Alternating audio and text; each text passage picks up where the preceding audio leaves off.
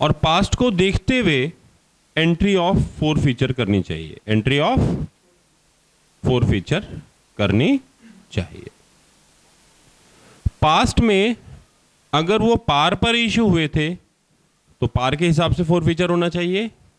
Past में अगर वो प्रीमियम पर इशू हुए थे तो प्रीमियम के हिसाब से, पार पर अगर वो डिस्काउंट पर इशू हुए थे तो डिस्काउंट के हिसाब से हमें फोरफीचर करना चाहिए।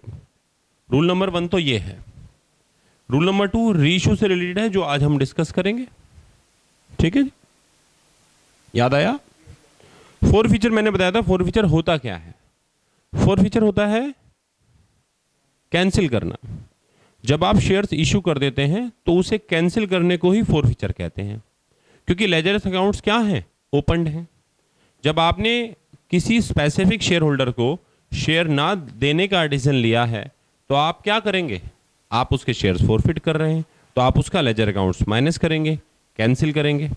इसी तरीके से अगर अमाउंट शेयर अलॉटमेंट अकाउंट में या शेयर फर्स्ट कॉल अकाउंट में, शेयर सेकंड कॉल अकाउंट में आपने ड्यू कर रखा है लेकिन रिसीव नहीं हुआ है तो वो उतने अमाउंट से ओपनड है, तो उसे क्लोज करने के लिए उस पोर्शन को कैंसिल करना जरूरी है।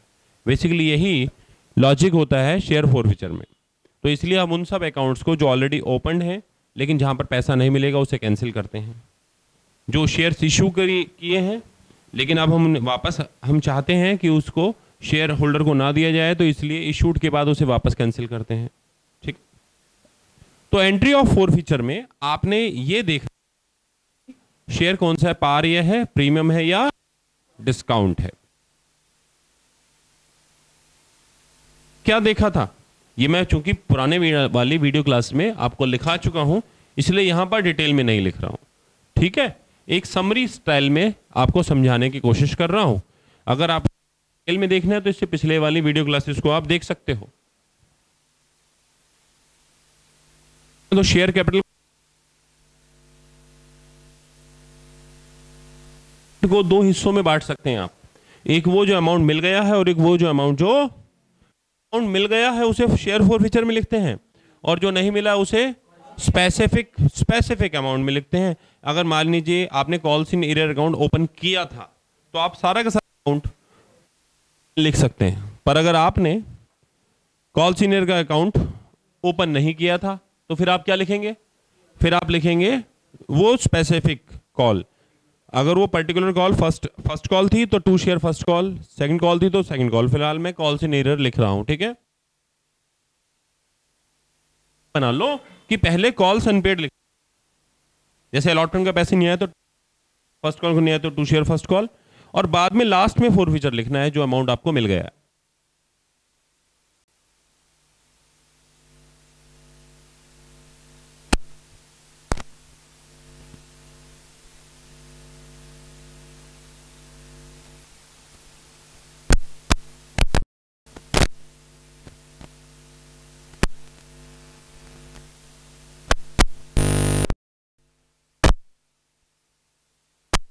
करेंगे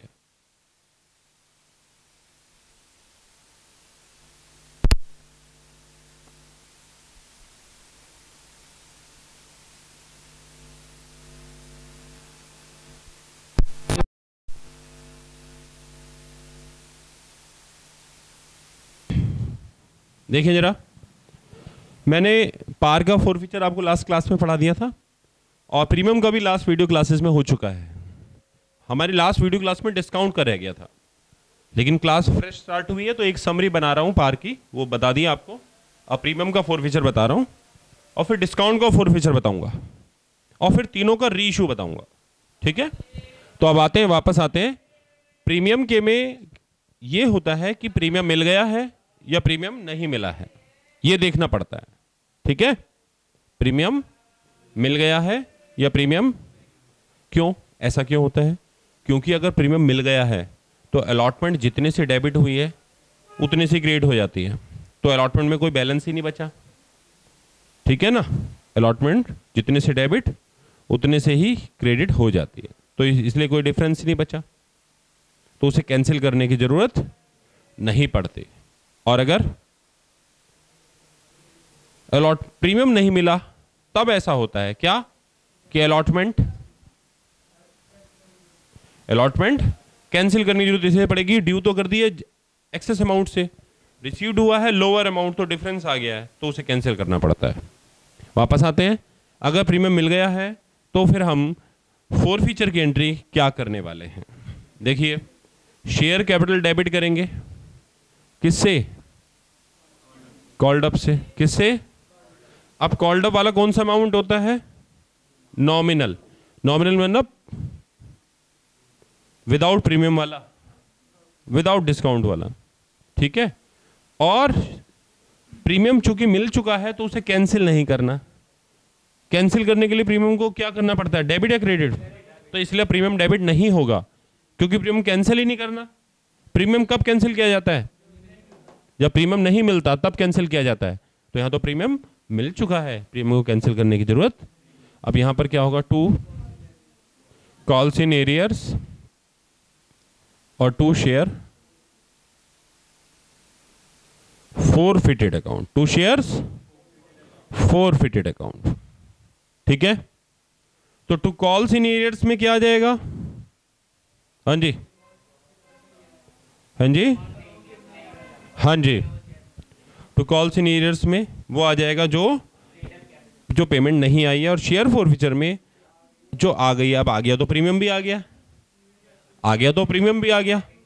अब आप देखिए, जैसे ये है, ये एप्लीकेशन और ये अलॉटमेंट। अलॉटमेंट में दोनों मिला लीजिए, यानी ये कैपिटल का पार्ट हो गया और ये प्रीमियम का पार्ट हो गया। फर्स्ट कॉल और फाइनल कॉल टोटल कितना आ गया? 12 रुपीज़। ये कितने हैं? तो 2 रुपये कहाँ है? इसमें दो रुपये क्या है? इसमें 10 रुपये तो शेयर कैपिटल के हैं और 2 रुपये सिक्योरिटी प्रीमियम के हैं। सही है। मान लीजिए इस आदमी ने एप्लीकेशन भी दी है, अलॉटमेंट भी दी है, फर्स्ट कॉल भी दी है, तो एक्चुअली अमाउंट कितना पेड कर दिया है इसने? 5 रुपये ये, 2 रुपये ये, 2 रुपये ये, यानी कुल मिलाकर कितना पेमेंट कर दिया? 9 रुपीज़। तो टू शेयर फोरफीचर में आप 9 रुपीज़ नहीं लिख सकते, ये गलत हो जाएगा। रीजन, 9 रुपीज़ में आपने प्रीमियम भी इंक्लूड कर लिया। और मैंने आपको बताया था कि शेयर फोरफिटेड में क्या अमाउंट लिखते हैं? Received but nominal. तो 9 रुपीज़ में नॉमिनल पार्ट वो है जो कैपिटल का माना जाता है। 9 रुपीज़ में 2 हिस्से हुए, एक शेयर कैपिटल, एक सिक्योरिटी प्रीमियम। तो इसमें 2 रुपये सिक्योरिटी प्रीमियम और शेयर कैपिटल के 7 रुपये हुए। तो अगर आप, मैंने बताया था यहाँ याद रखेंगे तो सभी केसेस में अपने आप ही याद रहेगा आपको। तो इसलिए यहाँ पर कितना लिखना पड़ेगा हमें? 7 रुपीज़ लिखना पड़ेगा, यानी इसमें अमाउंट रिसीव्ड लिखना है। क्या लिखना है? 7 रुपीज़। यानी क्या लिखना है?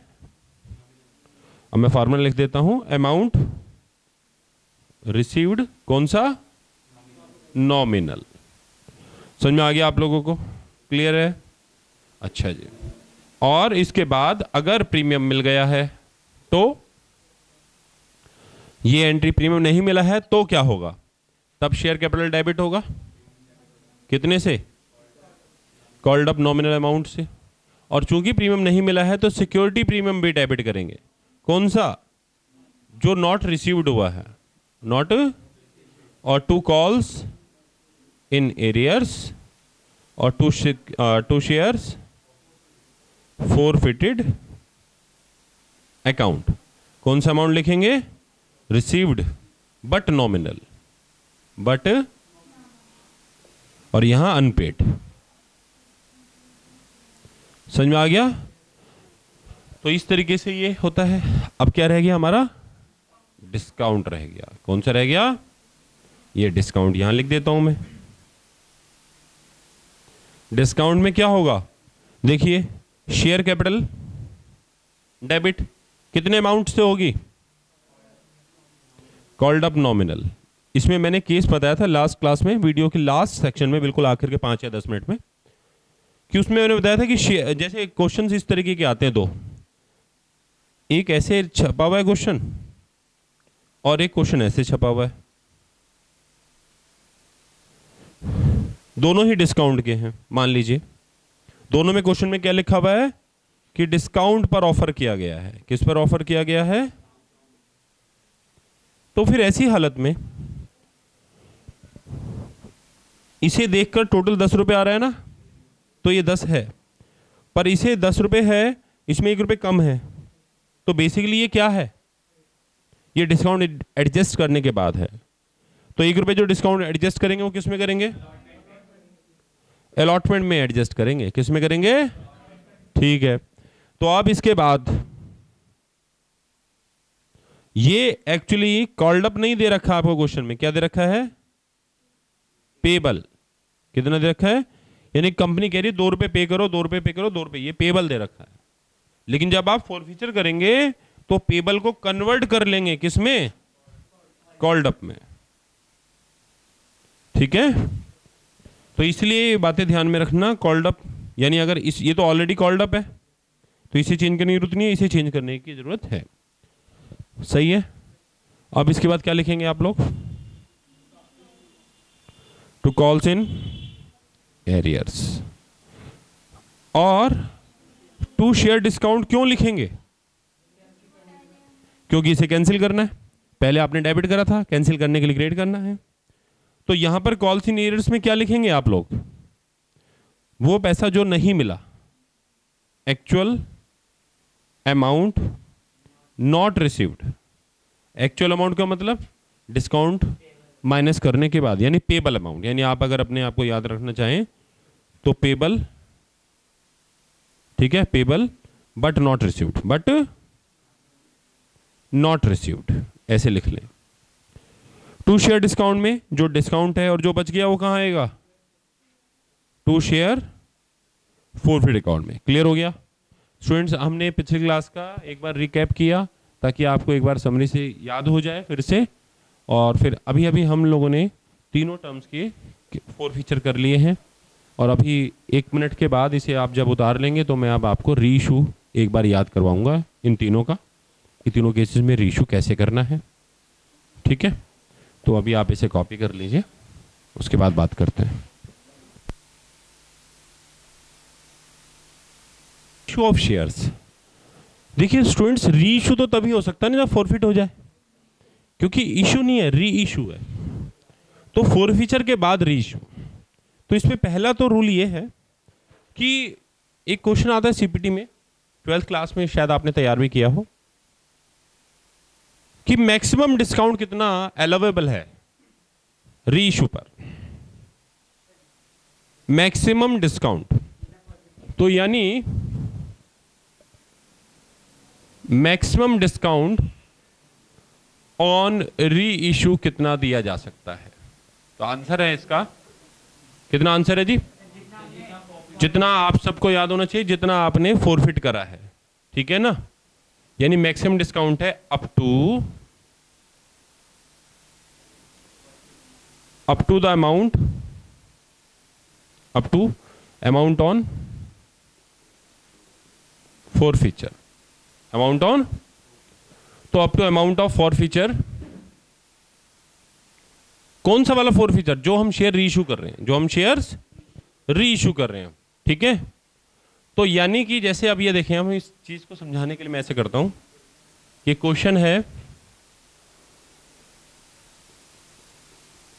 ठीक है, आपने कॉल करा, ये है कॉल और ये है पेड, और शेयर होल्डर ने पे कर दिया। आपने कॉल करा, शेयर होल्डर ने पे कर दिया। आपने कॉल करा, शेयर होल्डर ने पे नहीं करा।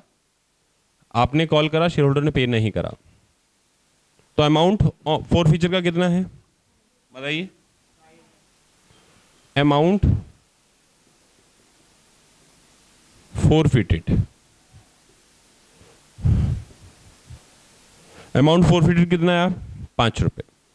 तो आप री इशू कितना कर सकते हैं, ठीक है, डिस्काउंट ऑन री इशू, डिस्काउंट ऑन री इशू कितना कर सकते हैं, मैक्सिमम 5 रुपए ही आप डिस्काउंट दे सकते हैं, उससे ज़्यादा डिस्काउंट नहीं दे सकते। तो इसका मतलब आप री इशू कितने पे कर सकते हैं, फेस वैल्यू क्या है शेयर्स की, 10 रुपए, तो माइनस डिस्काउंट, जो डिस्काउंट ये है, तो यानी आप 5 रुपए तक, अप टू ₹5, इतने तक आप री इशू कर सकते हैं,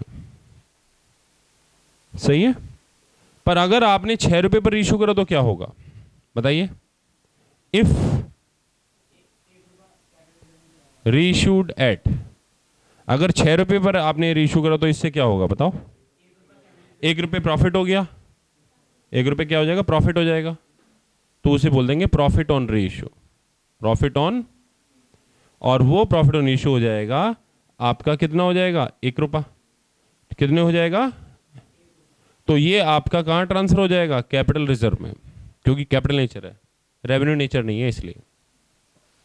ये बात समझ में आ गई? अच्छा जी, अगर ऐसा क्वेश्चन हो तो ये मांगा मिल गया, मांगा नहीं मिला, मांगा नहीं मिला, मांगा नहीं मिला, तो अब देखें जरा कितने पैसे फोरफिट करे आपने? 2 रुपये आपने फोरफिट करे, ये वाले। आप डिस्काउंट कितना दे सकते हैं मैक्सिमम? 2 रुपये। शेयर की फेस वैल्यू कितनी है? तो अगर आप मैक्सिमम जो है रीइशू कर सकते हैं कितने का? 10 में से 2 रुपये का डिस्काउंट गया तो माइनस डिस्काउंट, डिस्काउंट जो कि आपका 2 रुपीज़ है, यानी 8 रुपये तक आप रीइशू कर सकते हैं, ठीक है ना। पर अगर क्वेश्चन वाले ने ये बताया कि 9.5 रुपये पर शेयर इशू हुआ है तो कितना पैसा बच गया आपको? 1 रुपये 50 पैसे बच गए, जो आप कैपिटल रिजर्व में भेज देंगे एक शेयर पर। अगर नंबर ऑफ शेयर 100 है तो 100 से मल्टीप्लाई कर देंगे। ऐसा ही करते हैं आप सब, ठीक है। तो अब मैं आगे चलता हूँ, इसे आप कॉपी कर लीजिएगा, ठीक है। तो किसी ने करना है? ठीक है, आप कर लीजिए। ऊपर क्या गारंटीज होंगी? रीइशू के पर जो शेयर्स रीइशू के होते हैं आप उसे 2 हिस्सों में बांट सकते हैं। एक, if shares were originally issued at par or premium in past, कि अगर पास्ट में ये किस पर इशू हुए थे तो फिर क्या हो जाएगा? तब आपने ऐसे एंट्री करनी है रीइशू की। ध्यान दीजिए, रीइशू की एंट्री आपने, शेयर कैपिटल रीइशू कर रहे हैं तो पैसा आता है आपके पास, तो बैंक अकाउंट डेबिट। यहां पर क्या अमाउंट लिखेंगे आप? Actual amount received, received on reissue, जो रीइशू पर आपको पैसा मिल रहा है वो लिखेंगे, ठीक है। और टू शेयर कैपिटल अकाउंट, ये कौन सा पैसा लिखेंगे आप? Called up amount. Called up amount किसका? ऑन रीइशू, जो रीइशू पर आपने कॉल करा है आप वो लिखेंगे, ठीक है। तो इससे हो सकता है डेबिट में डिफरेंस आ जाए, हो सकता है डेबिट में, या हो सकता है डेबिट में डिफरेंस ना आए, या हो सकता है क्रेडिट में डिफरेंस आए। तीन ही तो बातें हो सकती हैं। देखिए, अगर डेबिट में डिफरेंस आया तो उसे हम डिस्काउंट मान लेते हैं। क्या मान लेते हैं? उसे बोलते हैं डिस्काउंट ऑन रीइशू। क्या बोलते हैं? तो फिर ऐसी हालत में क्या हम डेबिट करेंगे? हम शेयर फॉरफीचर अकाउंट डेबिट कर देंगे। और अगर डेबिट में या क्रेडिट में कहीं भी डिफरेंस नहीं आया तो एंट्री हो गई। और अगर क्रेडिट में डिफरेंस आया तो उसे हम सिक्योरिटी प्रीमियम मान लेते हैं। क्या मान लेते हैं? ये बातें याद रहेंगी। तो फिलहाल डेबिट में अगर डिफरेंस आ रहा है बैलेंसिंग फिगर, तो उसे क्या लिखेंगे हम? Share forfeited account. समझ में आ गया? और अगर क्रेडिट में डिफरेंस आ रहा है तो टू सिक्योरिटीज प्रीमियम। ये एंट्री किसके मामले में है? ये एंट्री अगर क्वेश्चन में पास्ट में चाहे पार पर इशू हुआ था या प्रीमियम पर इशू हुआ था, इसमें से कौन से केस मैंने शामिल नहीं करे? बताइए। डिस्काउंट नहीं शामिल करे, ठीक है ना। मैंने वो नहीं शामिल करे। कौन से शामिल नहीं करे? वो डिस्काउंट वाले कहां लिखूंगा मैं? यहां। क्यों लिख रहा हूं? हाँ जी, if shares were issued at discount in past, now reissued. अब और भी ये री इशू किए जा रहे हैं, तो फिर ऐसी हालत में री इशू की जो एंट्री बनेगी वो क्या बनेगी? हाँ जी, bank account debit. Bank account debit में क्या लिखते हैं? Actual amount reissued on actual amount received, sorry, actual amount received on reissue. ठीक है, और फिर शेयर डिस्काउंट डेबिट करना पड़ेगा। क्यों भाई, क्यों करना पड़ेगा शेयर डिस्काउंट डेबिट? क्योंकि सेक्शन 78 ये कहता है कि आपने जो डिस्काउंट सबको दिया है वो सभी को दो और सेम अमाउंट पर दो।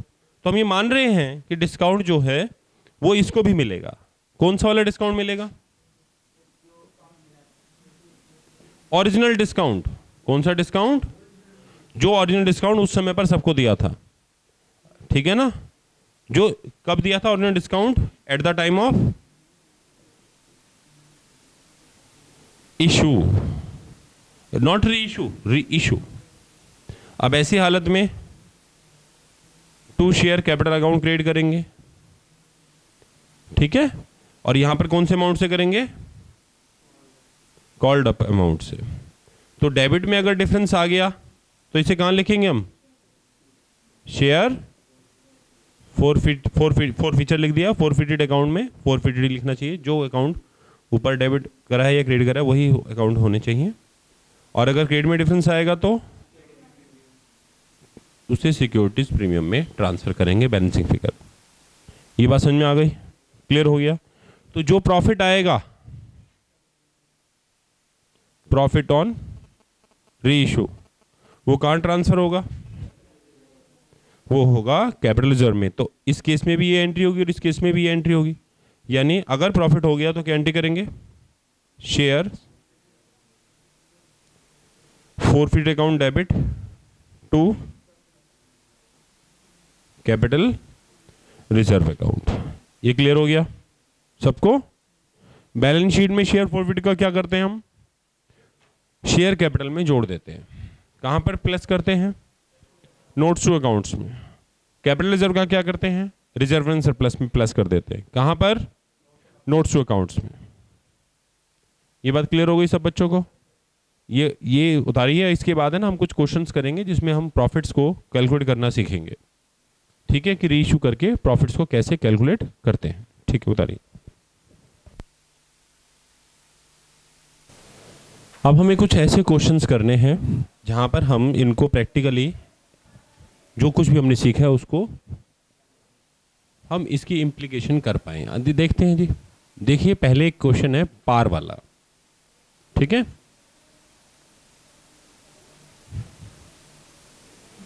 आप समझ गए होंगे मेरा। मांगा मिल गया, मांगा मिल गया, मांगा नहीं मिला, मांगा नहीं मिला। ये क्या है? कॉल। और ये क्या है? अब इसके एंट्री सबसे पहले फोरफीचर की करनी है। तो क्या करेंगे? शेयर कैपिटल डेबिट आपको सिखाया गया है कॉल्ड अप से होती है। तो कॉल तो ये भी कॉल है, ये भी कॉल है, ये भी कॉल है, ये भी कॉल है। तो टोटल कितने कॉल हैं? तो 10 से होगा। 2 कॉल्स इन एरियर्स। क्या? Calls in arrears. तो कॉल्स इन एरियर्स में क्या आएगा भाई? जो पैसा नहीं आया है, यानी ये दोनों पैसे, और जो आ गया वो कहां लिखेंगे? Share forfeited account. आप ऐसे ना लिखा करें, कंप्लीट लिखा करें। तो फोरफिट में कौन सा पैसा आएगा? जो मिल गया है, ये दोनों। समझ में आ गया? अब यही रीइश्यू किया जा रहा है और 7 रुपीज पर रीइश्यू है। कितने पर है? तो रीइश्यू 7 पर किया जा रहा है। तो अब क्या एंट्री होनी चाहिए? पेमेंट आ रही है bank account 7 rupees to share capital account कितना? तो डेबिट में डिफरेंस आ गया कितना? क्या कहेंगे इसे आप? शेयर। तो अब जो बचेगा प्रॉफिट वो कहां ट्रांसफर होगा? क्या एंट्री होगी? देखिए, इसके लिए मैं आपको ऐसे समझाऊंगा कि इसके कई रास्ते हैं। पहला रास्ता है लेजर अकाउंट्स बनाना। दूसरा ये है कि आपने शेयर फोरफीचर को क्या करा है और फिर क्या करा है, तो डेबिट करने से कैंसिल हो गया वो। डेबिट करने से कितने से आपने ओपन करा था, कितने से क्लोज करा, तो कितना बच गया? जो बच गया उस रिमेनिंग को ही ट्रांसफर करते हैं, उसको ही हम ट्रांसफर करते हैं। समझ में आ गया? तो अब कैसे ट्रांसफर करेंगे? 2 रुपये बच गए हैं, तो जितने से ओपन उतने से क्लोज। ओपन 5 से है तो क्लोज भी 5 से होना चाहिए ना, तो यानी डेबिट करेंगे। अब क्या करेंगे, कितने से? तो share forfeit account debit to, समझ में आ गया? अच्छा, अब इसी केस को मैं ऐसे लेता हूं, इधर देखिए, फोरफिचर एंट्री सेम है, जो रीइशू किया जा रहा है, ठीक है, वो किया जा रहा है रीइशू एट 7, ठीक है, फॉर ₹9 पेड अप। क्या समझे आप लोग? आप ये समझे कि अभी इससे 10 रुपए नहीं मांगे जा रहे, 9 रुपए मांगे जा रहे हैं। कितने रुपए मांगे? और रीइशू एट 7, रीइशू 7 पर किया जा रहा है। समझ में आ गया? तो यानी bank account debit, bank account debit 7 rupees और to share capital account 9 rupees. तो डेबिट में डिफरेंस आ जाएगा 2 रुपए का। ये क्या हो जाएगा? Share forfeit account 2 rupees. और फिर इसके बाद ट्रांसफर कितने से होगा? कितने से ओपन करा था, कितने से क्लोज करा है, तो 2 रुपए कहां ट्रांसफर हो जाएंगे? Share forfeit account debit to capital reserve, कितना? 3 रुपए। ठीक है, देखिए, जो रीइशू किया जाता है वो, उस पर ध्यान देने वाली बात यह है कि वो फुल्ली पेड अप है या पार्टली पेबल है। ठीक है, अगर वो फुल्ली पेड अप है, जैसे कि 10 रुपए, और आप रीइशू कर रहे हैं, जैसे इस केस में 7 रुपए, तो 3 रुपए कहां जाएगा? शेयर फोरफिटेड अकाउंट में, क्योंकि आपने इसे क्या मान लिया? डिस्काउंट। ये क्या हो गया? और अगर पार्टली पेड अप वो 9 रुपीज कह रहा है, तो इसका ये मतलब है कि जो बच गए 1 रुपए हैं वो फ्यूचर में कॉल किए जाएंगे, वो फ्यूचर में, और जो फ्यूचर में जब कॉल किए जाएंगे तो मिलेंगे हमें। ठीक है, और रीइशू 7 पर कर दिया तो 2 रुपए आप क्या है ये, ठीक है, रीइशू आपने 7 रुपए पर कर दिया तो 2 रुपए क्या है? डिस्काउंट, जिसे आप शेयर फोरफिचर अकाउंट में ट्रांसफर कर देते हैं। सही है? समझे नहीं समझे? अगर मैं यहां पर कर देता एट 10 फॉर 9 पेड अप, तो वो प्रीमियम हो जाता, यानी बैंक अकाउंट आता 10 रुपीज, शेयर कैपिटल 9 ही रहता, तो 1 रुपए डिफरेंस आता तो सिक्योरिटी प्रीमियम होता। समझ में आया नहीं आया? ये बातें याद रखी जाए। ठीक है, कॉपी कर लीजिए।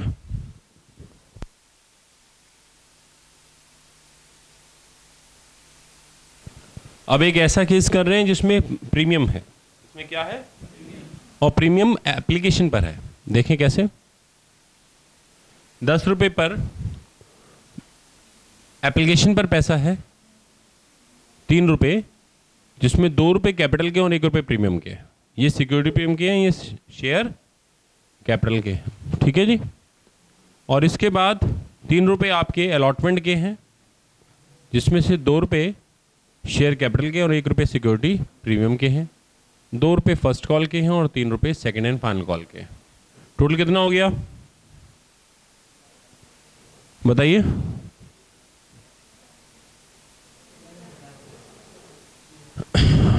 बताइए। 11 रुपए। तो इसका मतलब ये है कि हम 1 रुपया और बढ़ा देते हैं, यहां बढ़ा देते हैं, कोई बात नहीं। अब ठीक है, तो प्रीमियम कितना हो गया?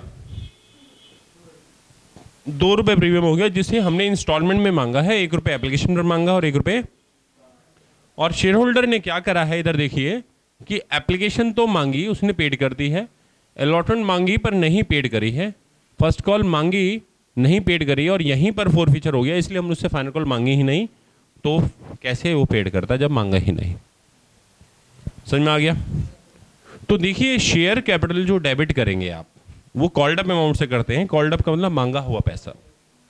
मांगा हुआ पैसा अगर देखा जाए तो ये यहां तक है 9 रुपीज़, पर 9 रुपीज़ लिखेंगे तो गलत हो जाएगा, क्योंकि कैपिटल में नॉमिनल पार्ट लिखते हैं और इसमें प्रीमियम इंक्लूड है। तो इसके लिए बेस्ट ऑप्शन बताता हूं मैं कि जो नहीं मांगा होता ना, जैसे ये मांगा नहीं है, ये कॉल नहीं कर रहा है, तो ये माइनस कर दिया करो टोटल फेस वैल्यू में। यानी इसके दो रास्ते हैं इसे निकालने के। फेस वैल्यू में अनकॉल्ड माइनस कर दो, कितना आ गया? या फिर जो आपने मांगा था एक्चुअल, उसमें से प्रीमियम माइनस कर दो। एक्चुअल क्या था? प्रीमियम कितना है? 27। समझ में आया? दो रास्ते हैं शेयर कैपिटल को डेबिट करने के। क्लियर हो गया? अब हमने क्या लिखना है? Calls in arrear. Calls in arrears में वो अमाउंट जो कॉल किया पर मिला नहीं, अलॉटमेंट कॉल करी पर मिली नहीं, तो मैं लिख सकता हूं फर्स्ट कॉल करी पर मिली नहीं, लिख सकता हूं तो 6 रुपीज। इसके बाद वो जो मिल गया टू शेयर फोरफीचर पर हमें कितना पैसा मिल चुका है? 3 रुपए। अगर मैं 3 रुपए लिखूंगा तो क्या हो जाएगा? गलत हो जाएगा। रीजन क्या है? इसमें क्या गलती है? हाँ जी। और तो इसमें आपको बताया गया है क्या लिखते हैं? Amount received. कौन सा वाला पार्ट? नॉमिनल। नॉमिनल कितना है? नॉमिनल है 2 रुपए, शेयर कैपिटल का पार्ट। तो इसलिए यहां पर क्या लिखेंगे? 2 रुपए लिखेंगे। ठीक है, क्लियर हो गया? अब एक बात देखिए कि यहां पर आपको 2 रुपए मिल गए हैं, सही है, लेकिन आपको कौन सा प्रीमियम मिल गया, कौन सा नहीं मिला? सॉरी, तो ये लिखेंगे हम। ये कौन सा वाला प्रीमियम है? ये है premium which is not received, जो प्रीमियम नहीं, जो प्रीमियम। क्लियर हो गया? कॉपी कर लो।